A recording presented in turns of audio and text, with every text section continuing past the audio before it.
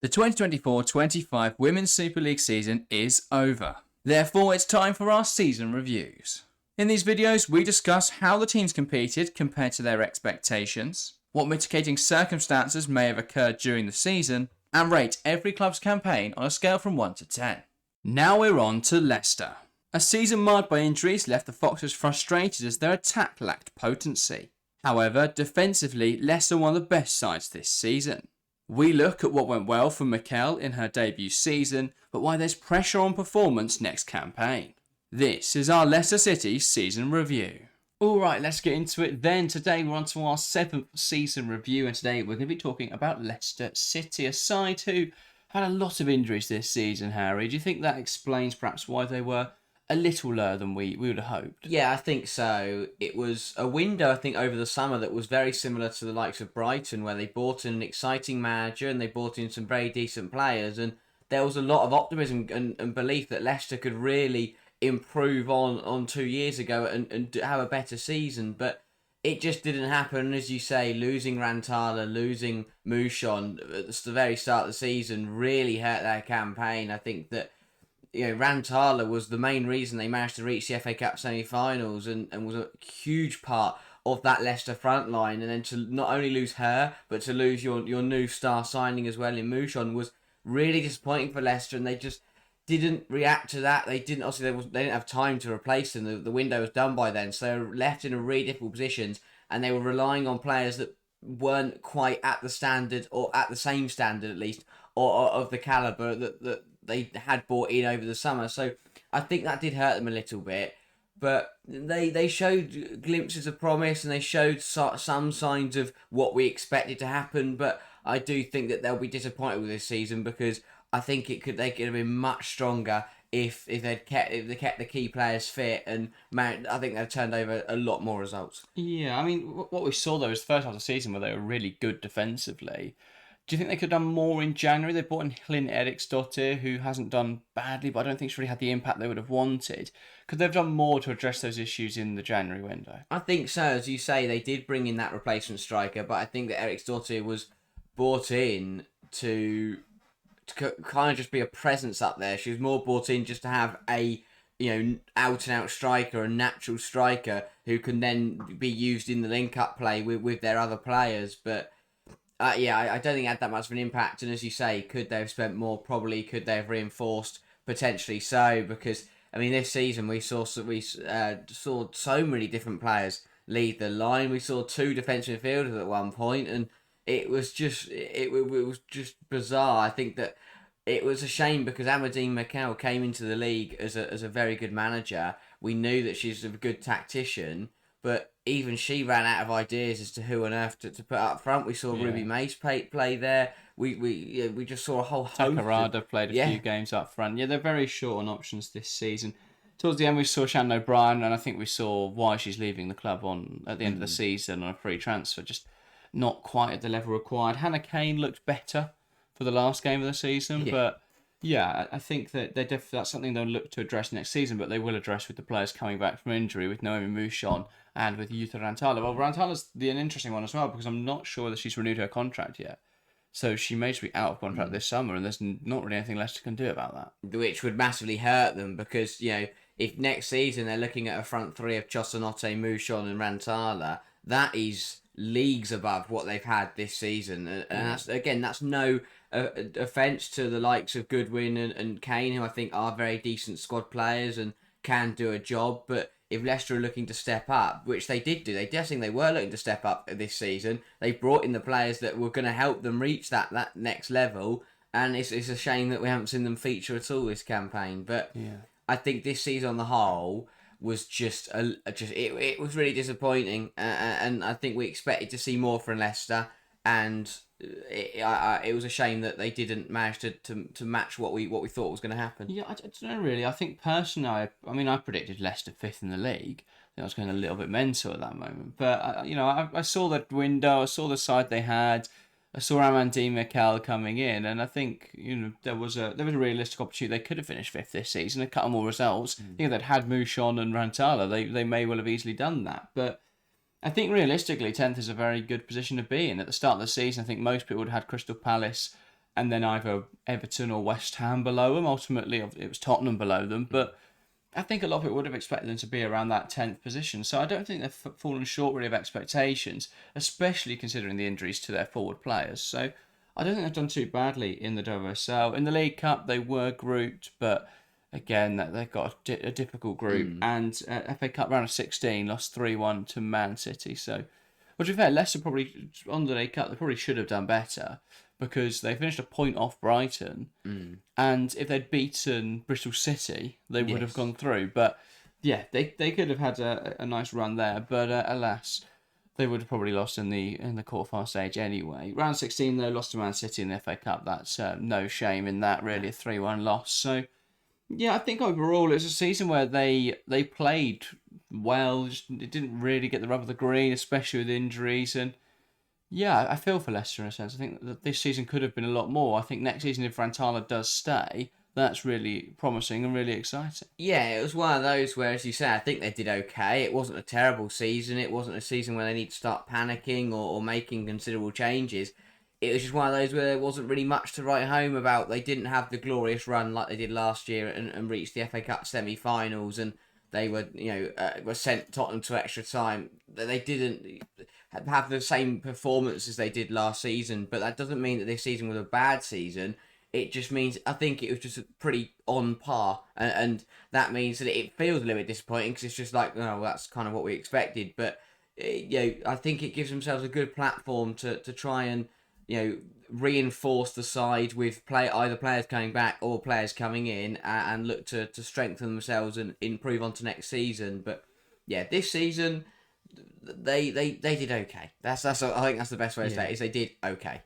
Yeah, indeed. Touching on some of those key matches then, one I want to pick out was Chelsea 1 and Leicester City 1. I think this showed that Leicester could play against these top opposition, could set up in a way that would make it very difficult for Chelsea to break them down. Now, granted, I think Chelsea should have done more to break them down and should have been more clinical. They had opportunities. But I think Leicester did really well to keep them, to limit them to a low number of good opportunities to frustrate that Chelsea attack. I think they did really well in that regard, and it showed, Miquel's got those tools in her toolbox to figure out different opponents, to set up against different opponents. So, yeah, I think they did really well in that game, Leicester. They made life very difficult for Chelsea, a side who very few teams made life difficult for this season. I think they can take immense pride in that. And, yeah, I think we saw the manoeuvrability of Leicester, the flexibility of Leicester, how they can set up for different opponents. And we saw that more defensive side in this game. We saw that throughout some of the games against the bigger sides in the league. And then, obviously, against the small sides, we did see them play a bit more aggressively, especially in the second half of the season. Once they had Eriksdottir, once they had a few other players come back from injury, they did actually look to attack a bit more. One of the other key matches I picked out, there was Tottenham 1, Leicester 0. So I think this summarises how Leicester seasons went, in the sense they lost a game of football in which the opposition didn't have a shot on target. It's absurd. And that is just such a source of frustration, I think, for Leicester. Yeah, I remember watching this game. It was just incredible. So it was a Janina Leipzig error very early on in the match from a poorly hit cross, to be honest, that ended up going on target. Well, obviously, it didn't go on target. It was put into our net by Leipzig. And then we watched like 85 minutes of just Leicester playing really well, Tottenham doing absolutely nothing.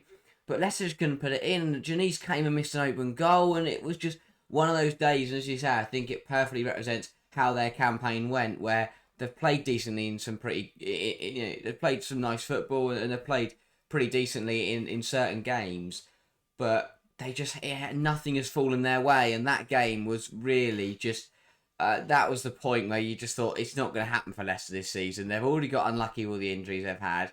They've already had a couple tough results this season, but that game was the pick of them all. Just unbelievable how Tottenham won that football match and how Leicester didn't. It's not even like Leicester drew. If that game had been a draw, I'd have still been bewildered as to how Tottenham had got a point out of it, let alone 3. It was just one of those absurd moments in football where it wasn't Leicester's day and everything went Tottenham's way, and they somehow managed to hang on and take 3 points. But yeah, I think that it's games like that for Leicester where on a different day, that's 3 points, and suddenly, with how tight the table's been, a few points here and there added to your total would have shot them right up the table. Yeah, there's quite a few games like that where they could have got a more positive result. And as I say, I think with more clinical attackers, with higher quality attackers, which they should have next season, I think we'll see them thrive because they created opportunities fine this season. I thought the defence, especially in the first half of the campaign, was really strong.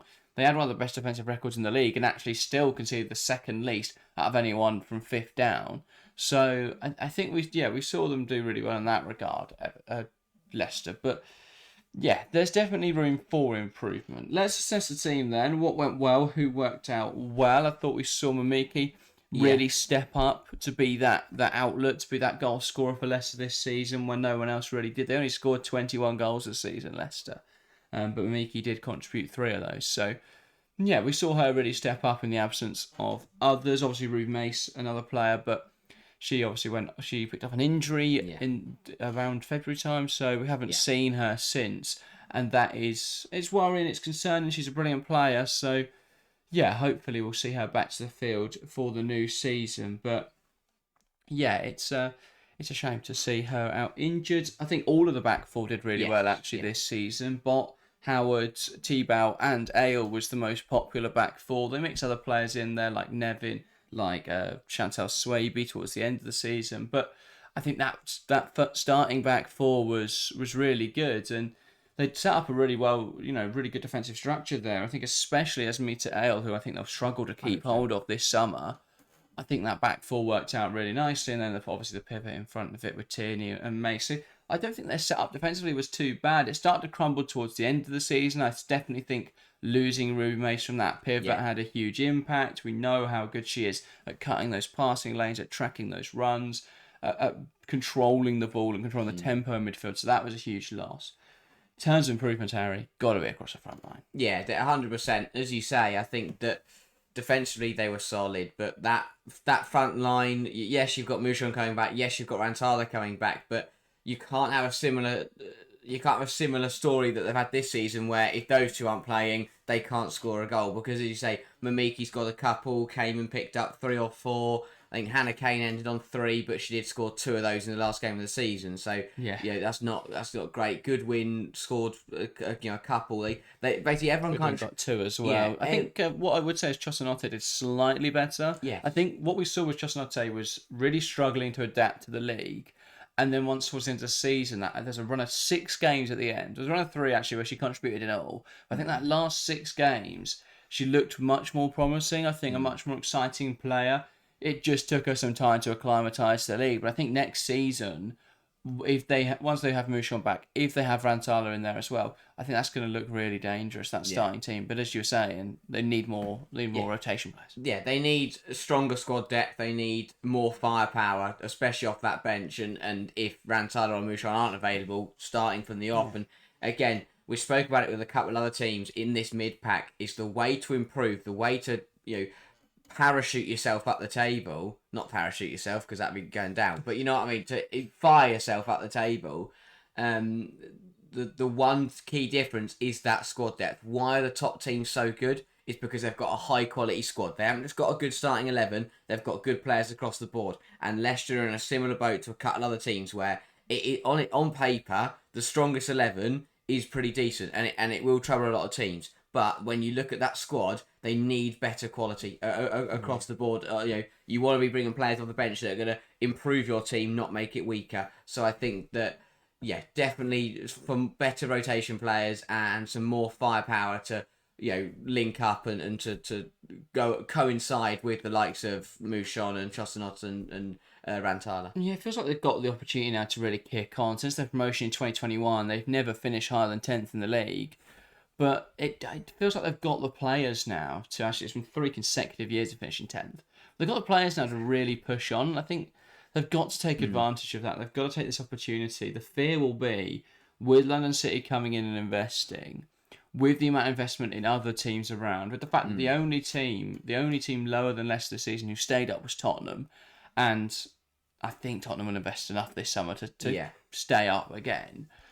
The fear would then be that Leicester are the side that naturally then fall into the relegation zone. So they've got to be really careful this season to avoid that. It's going to be difficult because There are a lot of other sides around them who have a lot of investment, but by being smart, by being frugal in the market, as they have been actually over recent years, that signings like Jutta Rantala are really intelligent pieces of business. If they can do that on a more consistent basis, they'll push themselves into a position where they can compete with the sides that are investing a lot of money.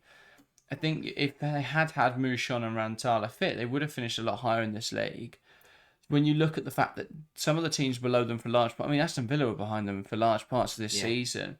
The amount of money they've pumped into that team, for Leicester to be competing with sides like that, with sides like Tottenham, who've also put a fair bit in, I think it shows that they are at that level where they can compete. It's just how do you kick on from here? How do you bring players in who really take you to the next level? So, again, players like Ruben Mace, players like Asmita El, signing from those big clubs, signing those sort of cast-offs from the big clubs, that's really intelligent business. Now the question for Leicester is how can they flip those players for profit, or how can they use those players to push them up the league? But I think whatever they do this summer, it's got to be progressive. They've got to be looking forwards. Next season's going to be really competitive. But I think Leicester are in a position now where they've got a foundation, or at least they've got players who they could sell to build a foundation from which they can now push forwards. But next season will be the kicker, really. Will be the crucial season, because if they get it wrong, they could find themselves in the Championship, which is probably the hardest league in women's football right now to do anything in, because there's one promotion spot and about 6 teams that want it, or can realistically get it. So you don't want to get relegated right now, and I think Leicester have got to invest to avoid that happening. Yeah, 100%. As you say, I think that there was a period of time in this season where they were in trouble. They were the first side to lose to Crystal Palace in the first couple months of the season. When they lost that game, they looked to be in trouble. They looked like they were going to be in that dogfight to try and stay up, but they did turn it around. They did get some more points on the board. But as you say, the London City Lionesses will come up and they will pick up more points than Crystal Palace. So Leicester have got to be careful that they don't end up slipping away, because it's a very slippery slope once you get relegated, and that's something no club wants to get on. But they've got some top quality players, and I'm sure that they can add to the quality they already have, and they've got to utilise the players they've got, get the best out of them, and I think they've done that perfectly. As you say, I think Aile's the best example of that. They've picked up a fullback who can go both ways, who looks very comfortable at this level and has had a tremendous season. More players like that who are comfortable at this level and are going to bring you consistency are exactly what Leicester need, and I think that's when you know you could be in a tough spot next season, consistency is absolutely key. If you just keep the points ticking over, you will stay in any division, and that's what Leicester need. It's what they didn't have this season. I think they got away with it because Palace and Tottenham were so poor, but I think they just lacked a little bit of consistency, especially in the second half of the season. Yeah, Jutta Rantala as well. If she is back fit next season and is playing at Leicester, that is the difference maker, really. They've built a side around her who are very good. You add Rantala's 10 goals from last season to their campaign, and suddenly, you'd put them in the... You have to say that they pick up more points, 6 points, 9 points. That puts them in that 5th, 6th conversation. So it really is a summer of opportunity now for Leicester. If they can hold Rantala, get Mouchon back to fitness and supplement the squad with quality, they could be the side that pushes through. But it's gonna be a tough season. It's gonna be interesting to see what happens. I think a summer of progression is needed for Leicester. But if they come out of that in a positive position, I think they've done well. Let's rate their season then.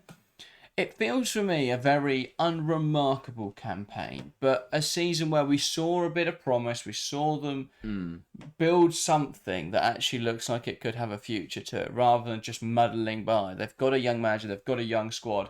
Can they now push up the league? How would you assess their campaign? I think it's, as you say, again, it was very mediocre. They finished 10th for a 3rd time in a row. I really hope next season, no matter where they finish somewhere that isn't 10th. But I think, do you know what? It was a bit of a mediocre season. I'm going to go middle of the road. I'm going to go for a 5. Yeah, fair enough. I'm going to say, I gave Everton a 7, didn't I? So I think I'll give Leicester a 6. Slightly higher than yours. Just slightly above average. I think very average in terms of where they met expectations head on, really where we expected them to be.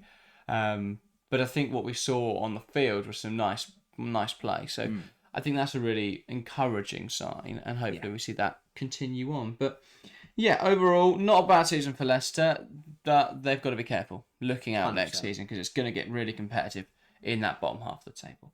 That, though, is everything from us today. If you are new to the channel, make sure to hit that subscribe button. And if you haven't already, get involved in the comments down below and give us your thoughts on Leicester's season. I'm sure there'll be a lot of Leicester fans watching this who will have watched a lot more Leicester than we have this season. So you'll have a better understanding of your team. You can give us your thoughts in the comments down below.